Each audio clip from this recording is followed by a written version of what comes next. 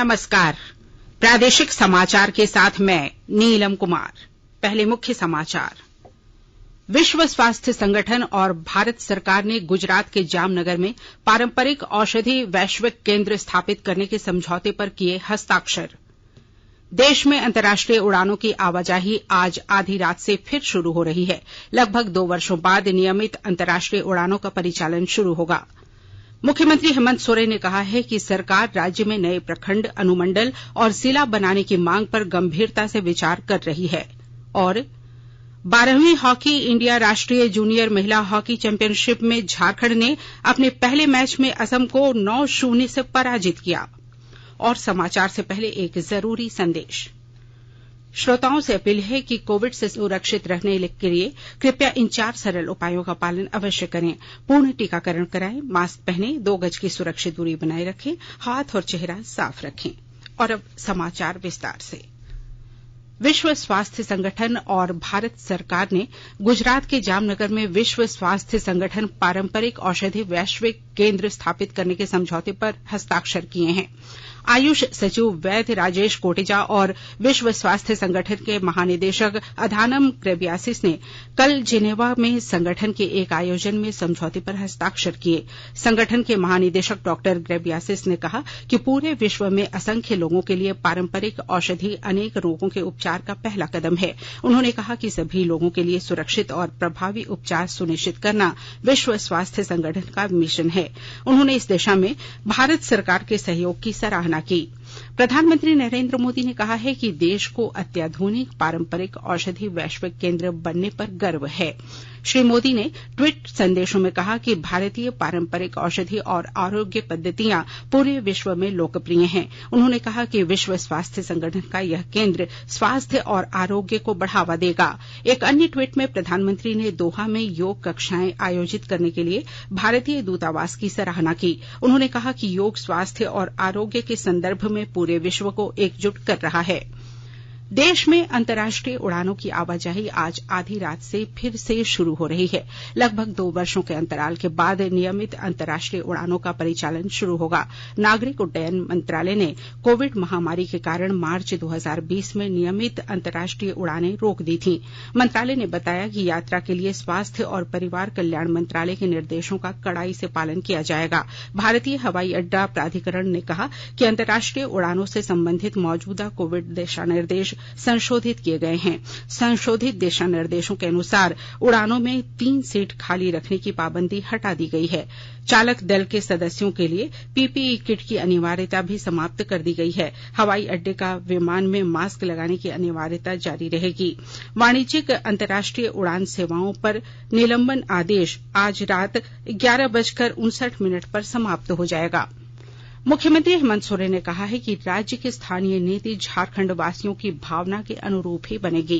राज्य सरकार विभिन्न सर्वे का अध्ययन कर राज्य के अंदर समन्वय और व्यापक सहमति बनाते हुए ही स्थानीय नीति लागू करेगी। वैधानिक पहलुओं को भी देखा जाएगा। उन्होंने कल विधानसभा के बजट सत्र के समापन के मौके पर अपने संबोधन के दौरान ये बातें कही। मुख्यमंत्री ने कहा कि राज्य में कई बार जमीन का सर्वे हुआ है। अंतिम सर्वे वर्ष 2011 में लातेहार में हुआ। उन्होंने सवाल उठाया कि आखिर किस सर्वे के आधार पर खतियान आधारित स्थानीयता नीति लागू करें और किसे छोड़ दें। उन्होंने कहा कि अब सदन तय करे कि किस सर्वे के आधार पर स्थानीय नीति लागू हो। इस पर चिंतन की आवश्यकता है। मॉब लिंचिंग कानून पर मुख्यमंत्री ने कहा कि यह कानून किसी समुदाय विशेष, धर्म विशेष के लिए नहीं लगाया गया है, बल्कि इसे राज्य के दबे कुचले शोषित लोगों को बचाने के लिए लाया गया है। लेकिन विपक्षी इस कानून को गलत तरीके से जनता के बीच पेश कर रहे हैं। अमृत महोत्सव के तहत आकाशवाणी के साप्ताहिक क्विज में आइए आप भी शामिल हों।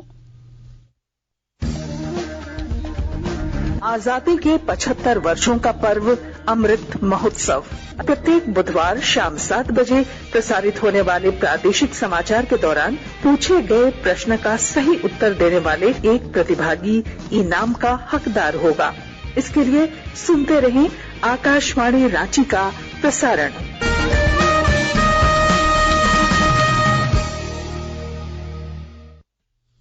प्रधानमंत्री नरेंद्र मोदी कल सुबह 11 बजे आकाशवाणी से मन की बात कार्यक्रम में देश विदेश के लोगों के साथ अपने विचार साझा करेंगे। यह इस मासिक रेडियो कार्यक्रम की 87वीं कड़ी होगी। आकाशवाणी और दूरदर्शन के समूचे नेटवर्क पर इसका प्रसारण होगा। आकाशवाणी समाचार की वेबसाइट और न्यूज ऑन मोबाइल ऐप पर भी कार्यक्रम उपलब्ध रहेगा। आकाशवाणी समाचार, दूरदर्शन समाचार, प्रधानमंत्री कार्यालय तथा सूचना और प्रसारण मंत्रालय के यूट्यूब चैनलों पर भी कार्यक्रम सीधा प्रसारित होगा। आकाशवाणी से हिंदी प्रसारण के तुरंत बाद मन की बात कार्यक्रम क्षेत्रीय भाषाओं में भी प्रसारित होगा। क्षेत्रीय भाषाओं में इसे रात 8 बजे फिर सुना जा सकेगा। आकाशवाणी के ताजातरीन समाचारों के लिए आप हमारी वेबसाइट newsonair.com पर लॉग ऑन कर सकते हैं। ताजा समाचार Twitter handle @AIR News Alerts और Facebook page all India radio news पर भी उपलब्ध है। आप प्रादेशिक समाचार एकांश के ट्विटर हैंडल @AIR News _ और फेसबुक, इंस्टाग्राम पेज तथा YouTube channel AIR News Ranchi पर भी हमारे बुलेटिन सुन सकते हैं। प्रादेशिक समाचार आप आकाशवाणी रांची से सुन रहे हैं और अब पेश है कोरोना से बचाव के कुछ संदेश। चलो मिलकर एक शुरुआत करें, चलो एक फैसला आज करें, मास्क नहीं तो टोकेंगे, कोरोना को रोकेंगे, चलो एक वादा करते हैं, चलो कुछ वादा करते हैं, मास्क नहीं तो टोकेंगे, कोरोना को रोकेंगे। भारत सरकार द्वारा जनहित में जारी। कोविड-19 से बचाव और सुरक्षित रहने के 3 उपाय। मास्क लगाएं, 2 गज दूरी है जरूरी, सुरक्षित दूरी रखें, हाथ और मुंह साफ रखें।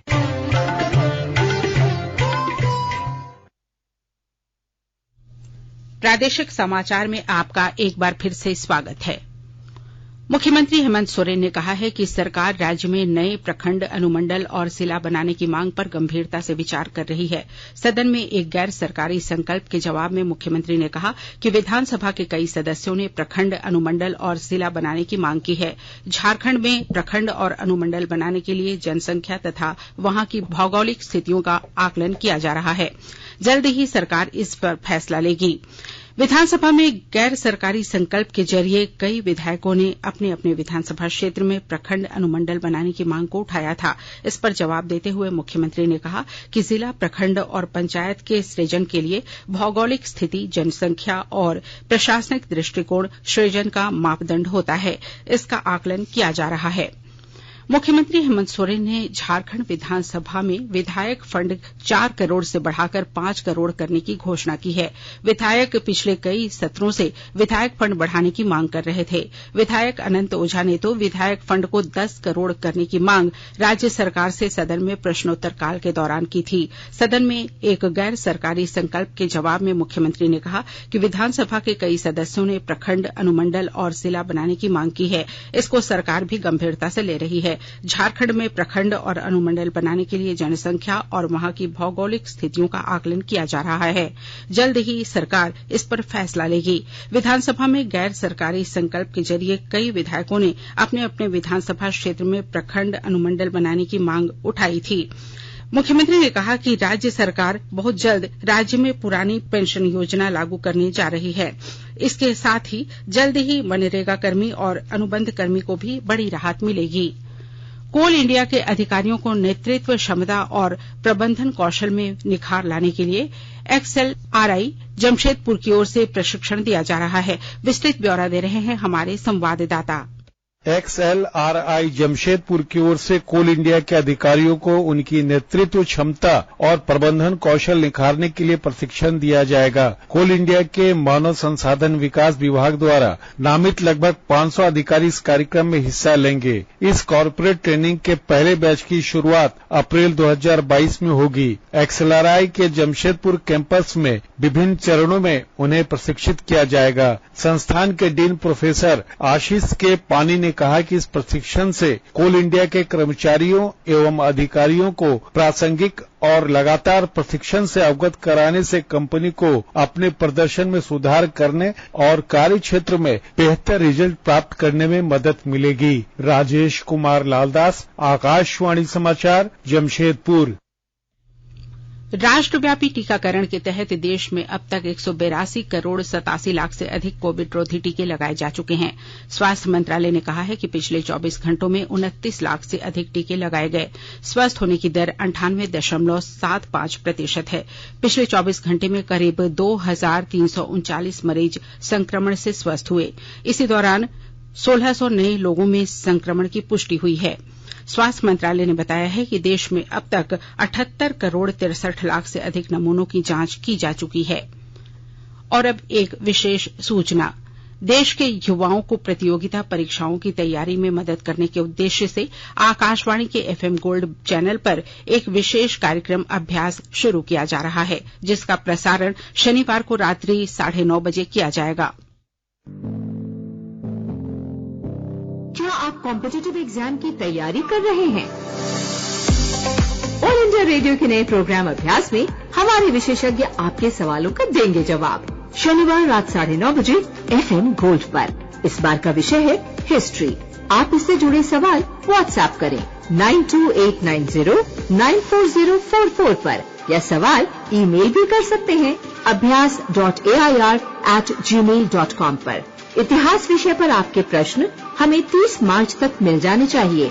आपका अभ्यास हमारा प्रयास।